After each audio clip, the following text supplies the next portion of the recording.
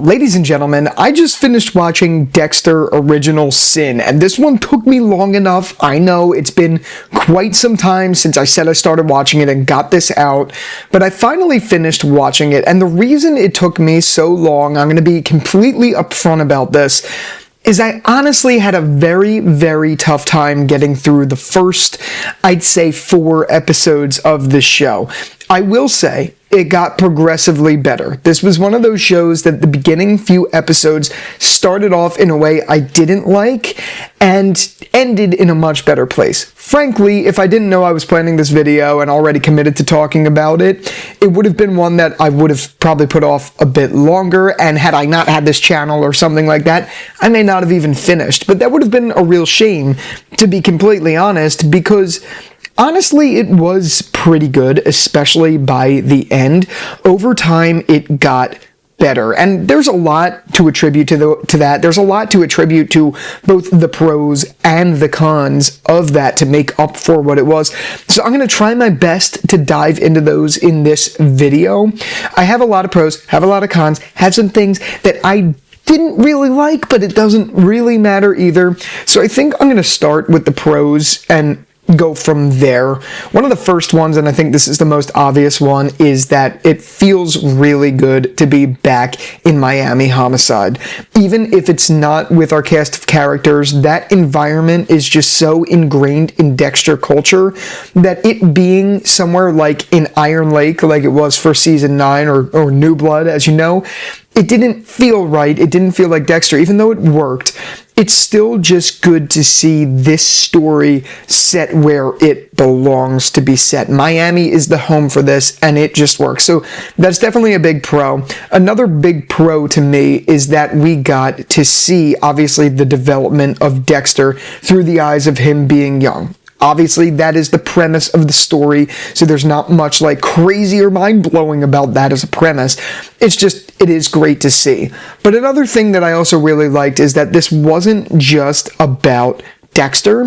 This was about Lauren Moser. This was about Brian Moser. This was about Deb's development. This was even more importantly about Harry's development, which I think is great. So overall, to start off with that, the Lauren Moser storyline was just really interesting, and it was really great to get background to everything that happened there, and seeing the events unfold the way they did was really sad, but it also made for really, really good TV. So I'm glad we got to see it. I don't have any complaints about it. It was fun, and that image of Lauren in the whatever you call it, in the canister thing, in the dumpster, whatever you call it, at the end when they pulled him out was just so sad, and it really stuck with me. It's such an awful thing to think about, what happened to really Brian as well as Dexter in there for 3 days. It's absolutely crazy, but that stuck with me. And overall, every time they cut to Harry and Lauren's story, I felt really enthralled. It was probably my favorite part of the show.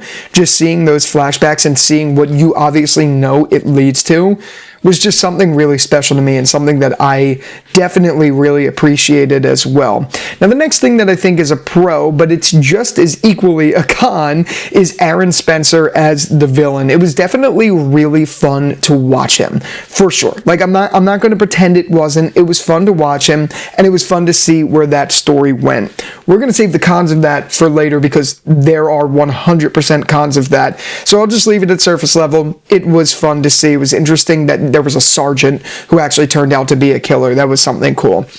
Another thing that I really liked that was a big pro for me was the complexity of Harry Morgan, because obviously we knew that he was a complex character. Like, that's not even up for discussion. It's something we're well aware of.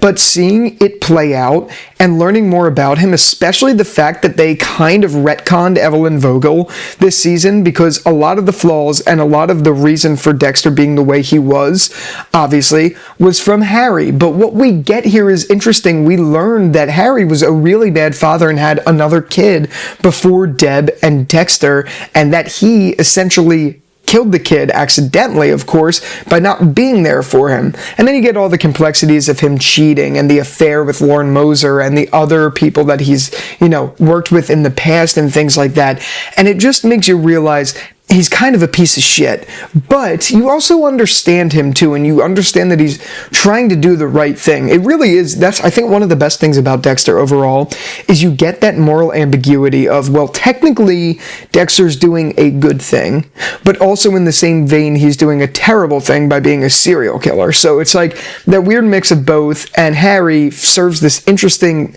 purpose in the story where he's with the law, but obviously he wants to raise his son to the best of his ability, and it puts him in this really interesting predicament, and I think it just works really well. I thought that complex storytelling for Harry was great. It really was. I really enjoyed it. Another thing I really enjoyed, small detail, was young Batista. He was like literally so wild on, so spot on, I should say, wild on, Jesus. He was so spot on. Like, it's crazy. He had everything down, la pasión, like everything. All of it was down. The only thing I don't understand is how can he wear some of the outfits that he wears in an office? Like, he wears outfits with like the wife beater tees, the guinea tees, I don't know what you call them. That's what we call them here in New Jersey. I don't know how he gets away with wearing those in an office like half out and things like that, but whatever. That's what it is. Another thing I also really like kind of ties along with Lauren Moser, and it's Brian Moser. I'm glad that towards the end of the show, we got to see a lot of him, and it was also really interesting in retrospect that we got a lot with him just in the backgrounds. Like, he was the killer that Dexter was looking out for and all of that stuff. And it just worked really well. It naturally flowed. And I even liked how it ended, where we see Brian watching all of them celebrate at the end of the show, I guess you could call it, unless they do a season 2, so season 1. I don't know, but I thought it worked really well. And I really think on its own, we could really have a spinoff, I guess you could say, focused on Brian Moser, and it would work really well. It'd be something I would definitely watch. This laid down that foundation really well. And I already kind of mentioned it in the beginning, and my last really big pro is just overall Dexter in general. It worked, and I do think the actor who played him, I think his name's Patrick something, I could be wrong, definitely let me know in the comments. I think he did a phenomenal job. Like, through and through, I think he just did a good job. So when I get to the cons, I want you to know there was a lot of things I liked. If I could sum this up, those were things I liked, but there's a lot of cons too, so like, it was good, it just wasn't great or anything. That's how I feel about it. It was better than not having something, but it wasn't anything that I was obsessed with or anything like that. And that's mainly attributed to the cons, which we're going to get into right now. Being number one, there were at times in this show that it literally felt like the parody of Dexter. I don't know how else to word it, and I don't know exactly one moment to pinpoint on that feeling, but there were some moments. And I think the easiest example to give, and we're going to talk about it too in a second, is the introduction, where you have Dexter like looking like this, like into the camera, and then you have his like wink at the end and all that stuff. When I saw that play out for the first time, I was like, what the fuck am I watching? Like, I really was. It was just very bizarre to see. And also, it was cringy. And to be honest, one of the things that bothered me with that is the creepy expression on Dexter's face, and then the chomping sound effect, like that meme chomping sound effect when they're eating in the intro cutscene. Those things just threw me off right away. I know they're small details, but the only reason I bring up the parody point in this and then talk about the other things is because I genuinely feel like there were moments in there, again, can't pinpoint exactly where, but there were moments in these episodes where it just kind of had this like tone that felt like a parody to the show. And not that I have necessarily a problem with that, it just wasn't the tone that I would have expected from a show of this sort. Dexter's always had its funny moments for sure, but there was a couple times in here where it just felt like it was like making fun of the premise overall and laughing a little too hard at it, which I didn't like. And I don't know if you guys know what I'm talking about. If you do, comment a dolphin again. I know I've done that one before, but comment a dolphin, okay? If you know what I'm talking about. If you're picking up what I'm putting down, if you're shooting what I'm loading, you know what I mean? All of those things. So there's that. Now, I promised I would save this one for the cons as well. Another big one for me was Aaron Spencer. As much as I said I also liked it and was entertained by him, I just feel like there was so much there that was just so unbelievable, whether it was him being the sergeant that he is, or lieutenant, or whatever you call him, and he is also a killer doing all of these things. No one's going to question him, and I understand that they had Harry the whole time being like, oh, I've worked with him, 30 years, like, he would never do something like that, but like, I don't think it was that far-fetched to think, and honestly, when Dexter started to put it all together, Harry should have believed him. I didn't like the way that played out. I didn't really like him as a villain. He kind of was like a Scooby-Doo villain to me, even though I can honestly say I was entertained by him, and obviously his actor does a really good job in anything he's in, so I think that attributes a lot to it too. But at least it's just like, it wasn't believable. And then the fight scene that happened between Aaron and Dexter in the last episode, I think last, maybe second to last, whatever. That whole fight scene was absolutely ridiculous. Like, obviously, a guy like Spencer should have 100% beat the shit and possibly killed Dexter. He had the upper hand, he was stronger, he was the way he was.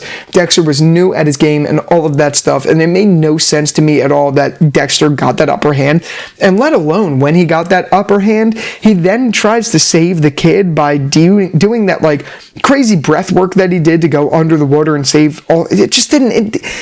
It felt like too superhero. It felt like action, but this is Dexter. This is a serial killer. Like, it just felt really dumb.